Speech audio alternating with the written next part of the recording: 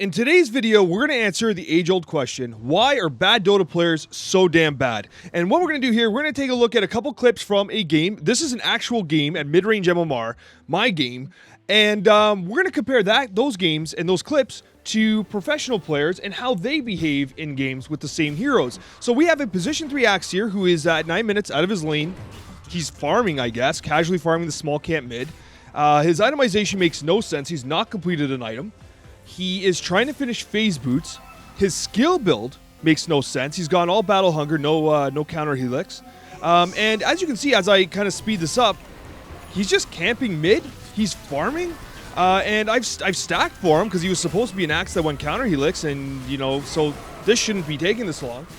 It's now 11 minutes, and he's not sure what to do. He wanders back in the lane, and lo and behold, would you believe that Axe, who has been farming the small camp, is severely underleveled, and he is straight up gonna feed. What chances does Axe have as he comes back to lane?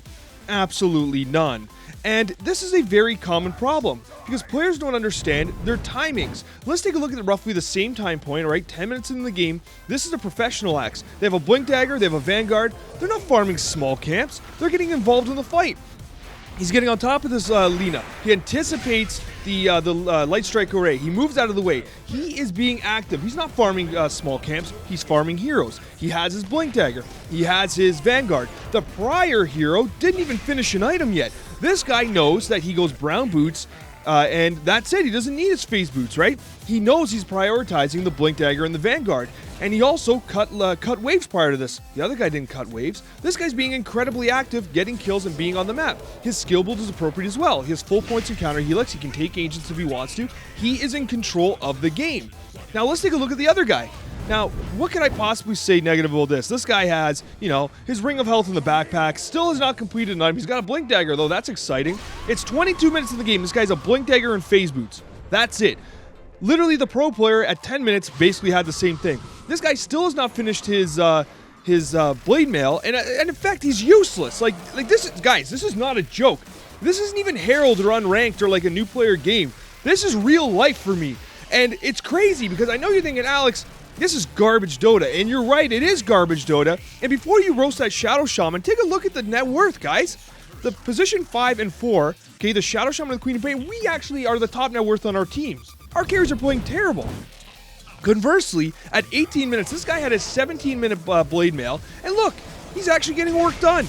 He's contributing to the team fight. He's actually helping his team win, as opposed to a guy who is literally just farming small camps, running around, and not utilizing his item timings, right? That's the major difference here. This pro Axe determined, I have a Blink Dagger, I have a Vanguard, I cut waves, I blink on guys, I kill them. The other guy was farming small camps and just running around aimlessly. Now, it doesn't just stop there. This is actually the same damn game. We have a Wind Ranger mid, okay? This Wind Ranger, he rotates top. Here's the problem, though, okay?